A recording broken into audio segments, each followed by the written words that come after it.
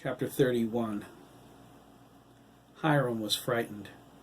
He was helpless for the first time since childhood, excluding the day he met Gunter Bremen. He was alone and trapped in a body that felt nothing from its neck to its toes. He was still breathing. He might have realized that was worth something if he wasn't so terrified. He stared up at the ceiling, his blue eyes glistening in a face that didn't belong to him. He was incarcerated in the most diabolical prison ever devised. Hiram never believed in hell. He didn't believe in God either. It made what he did easy. No fear of eternal punishment meant no guilt. He believed in death, not his own, but the power of death, the power he held in his hands. The honor he felt when he extinguished someone's life. He wanted that peace now. If he were dead, he would be free. Hiram wanted freedom more than anything. If he twisted his head a little, maybe he could sever the nerves in his broken spine. Better dead than spending the next 80 years staring at the ceiling. Would he have to endure the sickly sweet smell of hospital disinfectant until then? Being spoon-fed and crapping his depends? He prayed to the forces of the universe for a hurricane. He wanted one strong enough to blow the hospital down. Every tick of the clock drove him more insane. "Let me out, do you hear?" Hiram screamed in his mind. "Let me out, or I swear to God I'll murder every kid in the world." Hiram wept. His tears went unanswered. Why did this happen? Why did he leave me like this? I did what he wanted. I killed for him. He promised to protect me. He betrayed me. Why? What made him turn on me? He desperately sought the answer. It came to him like a thunderclap. The power. He didn't want to share the power. I pushed Bremen too far when I demanded the power for myself. Why was that such a big deal? The bastard had what he wanted. Why couldn't he share the power and just go away? Hiram realized how badly he screwed up when he went after Derek Millen. He never dreamed Jeremy was strong enough to interfere. Hiram shuddered at the memory. Jeremy's power was a behemoth. It radiated on the mindscape with nuclear intensity. He smashed through Hiram's mental defenses like he was hiding inside an eggshell. Jeremy could have destroyed him, but weakening him accomplished the same thing. When the time came, he didn't have the strength to stop Bremen from exacting his revenge. Attacking Derek was the biggest mistake he ever made. If he never lost control of Margaret's body, he wouldn't be trapped here right now. Hiram stared at the holes in the ceiling, wishing he could move his hands up to his head and give it a good twist. Let me out of here, Hiram thought. I have the power. I can feel it. Let me go. That was the worst part of it. He felt the power coursing through his brain. After Bremen left, Hiram tried to contact someone's mind. Anyone would do. Let me out. Why wasn't the power working? Why couldn't he will his body to heal his spine? Why couldn't he make something move, roll his body onto the floor head first, or command someone to give his legs a yank and finish him off? Why? I want to get out. I want to be free. There had to be something he could do. There was no way fate could be this cruel. He did what he was destined to do. He killed. But what was the difference? They would all die eventually. He spared them the pain of life, since that's what life was. Out. Let me out. Out, out, out. The more Hiram thought about it, the more he called on the power in anger to set him free. I need to get out. Let me out. Hiram threw all of his emotional turmoil at the power, his hatred of Bremen, and the outrage he felt at his betrayal. He threw his rage at being trapped in Brandon's helpless body, the agony of his grandfather's perversions, but most of all, he threw his fear of Jeremy McKee. He was coming. It was only a matter of time. Jeremy had the power to destroy him. Hiram pushed the power with all that motivation. He strained with all of the will he could muster, and he felt something. A spark ignited within the storm in his mind. Hiram fanned that flame. The world went black. He thought he fried his brain.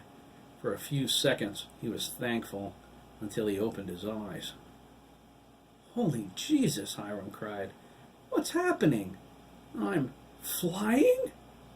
Hiram floated above Brandon's body, a ghostly shade of his true form. He looked down, shocked. He brought his hands to his face. He wriggled his fingers to prove he wasn't dreaming.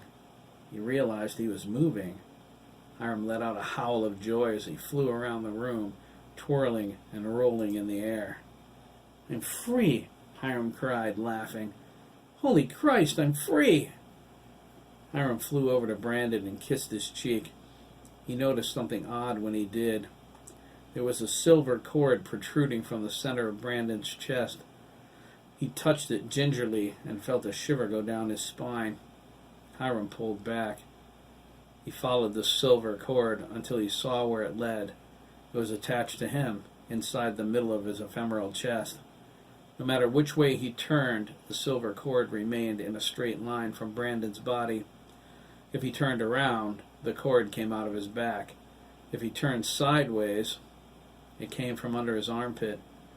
Hiram laughed with giddy nervousness. He floated around the room to see how far the cord stretched. There didn't seem to be a limit. He touched it again and felt the shiver. The cord was impossibly thin, yet strong to the touch. Hiram wondered if he could break it, but pulled his hands away quickly. He decided breaking it would probably be a bad idea. "Jesus," he thought, "what's happened to me?" He looked at his floating body. His amazement became astonishment. "Good Lord, I'm a ghost." Was that it? Hiram didn't think so. He was still attached to Brandon's body. If he wasn't a ghost, then what was he? Was it the power? Did the power do this to him? Hiram reached out with his mind and tried to scan the hospital, but it was no use. He was psychically blind now. The power wasn't working like that. He stretched out his arms and laid back. He swished them and kicked his feet, doing the backstroke through the air. He laughed as he swam toward the door. The door opened. Hiram didn't have time to move as a short, dumpy nurse strolled in. "Time to change your IV, Brandon," the nurse said. "We're going to look into that gray hair you're sprouting, too. You're a little too young for..." The nurse's words stopped as she walked into Hiram's floating spirit. Her face went completely blank at the instant of contact. Hiram screamed, immediately sucked into her body. His ethereal cry became a real one. He snapped his mouth shut when he realized he could hear it. Hiram looked down and cried, "Christ, I'm inside that ugly bitch!"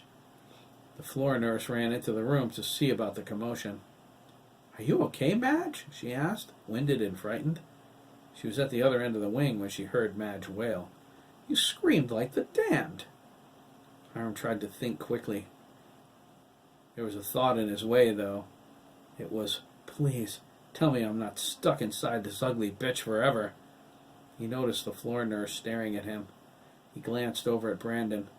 Hiram said, adjusting to Madge's voice. "His hair, it's turning gray. It scared me." The floor nurse walked over to Brandon to see. "My God, you're right," she exclaimed. Angela, God rest her soul, requested a specialist for Brandon. I'd better call him and ask him about this. She became puzzled. "Does he look older to you?" "He looks older to me." "How strange." She put on her supervisory face and looked at Hiram. "You need to control outbursts like that, Madge," she said. "Half of the kids on the floor are crying." "I'm sorry," Hiram replied, lowering his eyes. He fought not to burst out laughing. "It just caught me off guard is all." "Just be careful, okay?" she said. "We're all a little jittery after losing Angela, but we have patients to think about." She left the room. Hiram walked to the bed, his eyes focused intently on Brandon's hair. It was turning gray, and he did look older. Not much older, but more defined. Hiram wondered what was going on now. He looked at Madge's body and shook his head. "There is no way I'm spending the rest of my life in this carcass," Hiram snorted. "Let me out of here." Hiram slipped out of Madge's body as quickly as he got sucked into it. "Graze, kiddo," Madge continued, without missing a beat. Hiram burst out laughing and cried, "This is incredible." He covered his mouth, concerned Madge might hear him, but she didn't. Hiram's eyebrows rose in amusement. He floated over next to her as she changed the IV bag. He reached out and waved his hand in front of her face. She didn't acknowledge his presence. "Hey, you ugly cow," Hiram called. He cupped his hand to his mouth and yelled, "Can't you hear me, pig face?" Madge finished hooking up the IV bag and walked out of the room. She was stopped in the hall by a fellow nurse. "God, Madge," she said, "that's some set of lungs you've got there." "I beg your pardon," Madge gasped. The nurse walked away, laughing. Madge held her hand to her breasts. "Good God," she whispered, "I've just been hit on by a lesbian." She walked quickly away. Hiram fell back in the doorway and laughed. "It is the power," he thought. "I may not have what Bremen had, but I got something." Hiram regained his composure. He dared to try and get back into Brandon's body. He reached into it, and it sucked him right in. Hiram leaped out of it again almost immediately. The dead sensation of his limbs was unnerving. He was satisfied he could come and go as he pleased. It was all he wanted to know. He noticed something else, too. When he got back into Brandon's body, he felt renewed. It was as if being outside of it was tiring. When he returned, he got his strength back. It was quick, too. Hiram considered what to do next. He was a disembodied spirit that could possess other people. He needed to find out if that was it or just a fluke. Was there anything else he could do? He didn't have a clue, but he needed to get one fast. Jeremy's arrival was imminent. Hiram wasn't helpless anymore, but he didn't know anything about mental powers. He needed information. Hiram decided a trip to the library was in order. Lancaster didn't have one, but they offered the high school's library during the summer. Hiram would start there. He looked down at the silver cord and wondered if it would stretch that far. He floated through the wall, realizing the only way to find out was to try. He was gone 2 minutes before the first Connecticut State police cruiser pulled up to the hospital entrance.